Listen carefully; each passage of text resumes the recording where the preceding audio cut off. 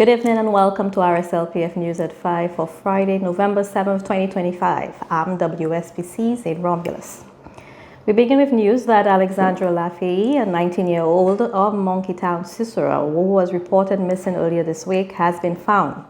The Royal St. Lucia Police Force extends its sincere appreciation to all members of the public who shared information and assisted in locating Ms. Lafayette. Meanwhile, 85-year-old Antoine Clarence James of Monrepo, Mico, who had been reported missing since November 2, 2025, has been found dead.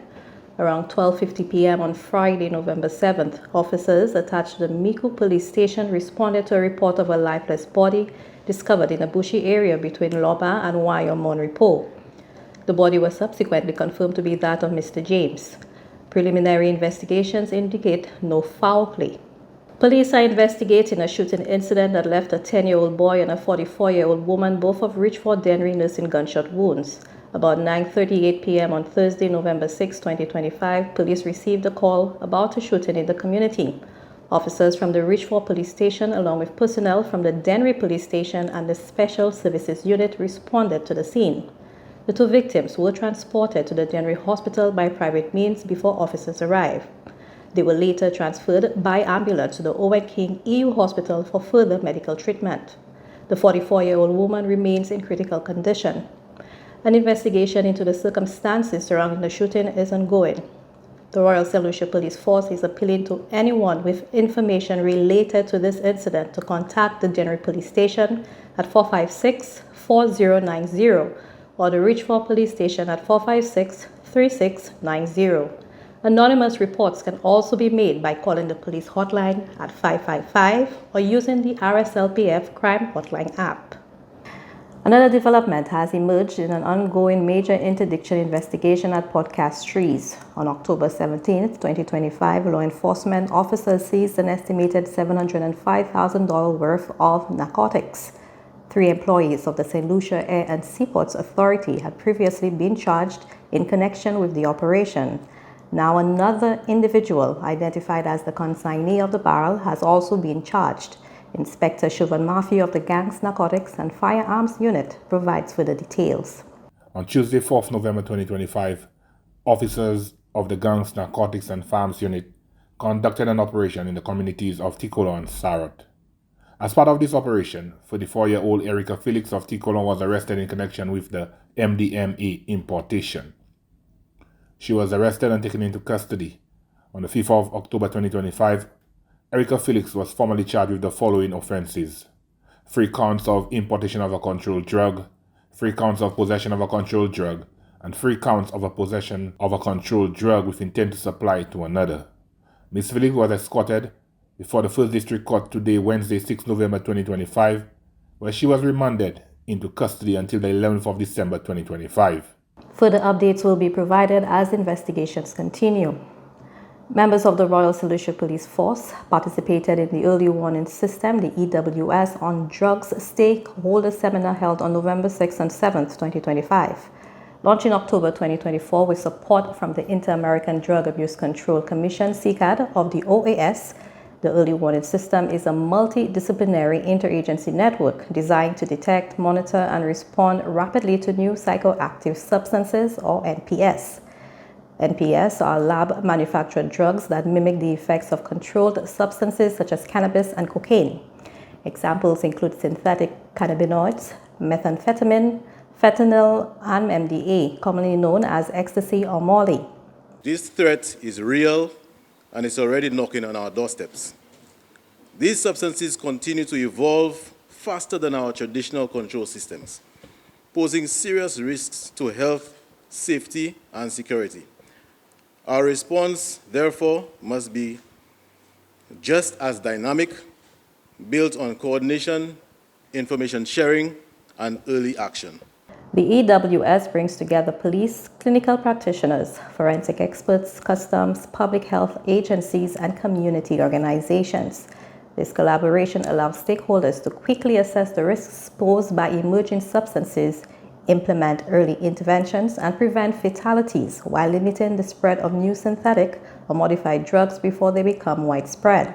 During the seminar, participants gained a deeper understanding of the EWS framework and drew lessons from the Barbados early warning system, which has been effective in addressing emerging drug threats in that country. Today we are here as stakeholders, national stakeholders, to strengthen efforts at stemming the impact of new drug trends with a special focus on new psychoactive substances. In your various spheres, you make, to some degree, a contribution in the prevention of the impact of substance use, the impact of persons becoming dependent on different substances, exposed to different substances, and protecting our population, both in terms of health security and national security. As a member of the early warning system on drugs, the Rslpf continues to strengthen its preventive and responsive strategies against the evolving landscape of drug-related threats in St. Lucia. On Wednesday, November 5th, the Royal St. Lucia Police Force marked the first anniversary of the Derelict vehicle removal exercise. Inspector Bridget Algodell of the Community Policing Unit gives an update. To date, a total of 914 vehicles have been tagged for removal. Of these, 909 vehicles have already been removed, a remarkable achievement that reflects strong collaboration and shared responsibility. The St. Lucia Solid Waste Management Authority successfully removed 418 vehicles, while 491 were voluntarily removed by the Commissioner of Police, Mr. Verngard, his executive, the Community Policing Unit, and the St. Lucia Solid Waste Management Authority extends heartfelt thanks to all stakeholders, community members, and partners who have contributed to the ongoing success of this initiative. The initiative has achieved significant progress in improving public safety, environmental health, and community well-being across St. Lucia. This exercise continues to yield numerous benefits for our nation: improved public health. The removal of derelict vehicles reduces mosquito breeding grounds and other health hazards, contributing to cleaner and safer communities. The Rslpf, in partnership with the St. Lucia Solid Waste Management Authority, remains committed to keeping our communities clean, safe, and resilient. The Derelict Correctional Facility, the BCF, has launched a new pilot program designed to support the successful rehabilitation of inmates and reduce recidivism through a socio-spiritual approach. The initiative, called Improve 2025, was officially launched at the facility on Thursday, October 6, 2025. Over a period of 9 months, the program will focus on self-awareness, mindset transformation, maximizing potential, and creating a vision for the future. That rehabilitation in our business at the Derelict Correctional Facility is our overarching responsibility.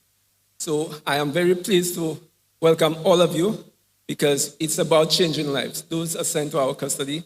Today, this new initiative program, Improve program, I welcome this new initiative to the Derelict Correctional Facility, and I'm hoping that it's going to do a great change to the correctional facility. The initiative has received the endorsement of the Ministry of Home Affairs, Crime Prevention, and Persons with Disabilities. Just to be who they have to be. M is for the mindset, like a good attitude you'll never regret. Knowing what's good and standing your ground. Every session you attend, every lesson you learn is another step towards your new story. A story not of punishment, but of possibility. Because inside you is more strength than you realize, more wisdom than you know, and more potential than you've ever been told. Other key partners in this initiative include the St. Lucia Social Development Fund, the SSDF, the National Skills Development Center, the NSDC, and various faith-based organizations that collaborate with the Derelict Correctional Facility to support inmates' rehabilitation and personal development. By emphasizing mental, spiritual, and social development, the program aims to provide targeted interventions and meaningful opportunities for personal growth, contributing to safer reintegration into society upon release. Because watch us there. We so shatter.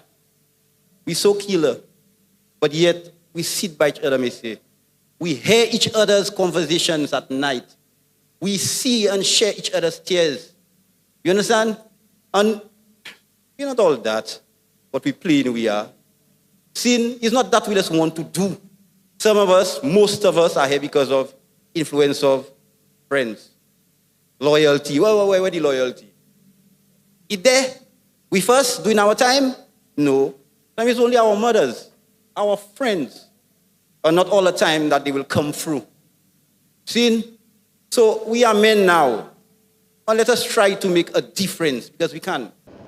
The annual Remembrance Day parade is scheduled for this Sunday, November 9th at the Derek Walker Square in Castries. The parade will consist of both armed and unarmed contingents from various local and foreign organizations. The parade will commence at 9 a.m. and march north along Bridge Street, right onto Brazil Street, left onto Bourbon Street and onto the Derek Walker Square via the west side on Bourbon Street. Preceding the parade, government and other officials will participate in the laying of wreaths at the cenotaph at the Derek Walker Square.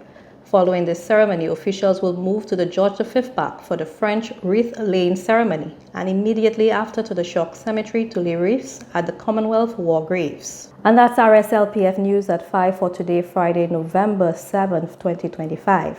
For more updates, subscribe to our YouTube channel and follow the Royal St. Lucia Police Force at Facebook, Instagram, and X. Do enjoy your weekend, and until next time, stay safe, St. Lucia.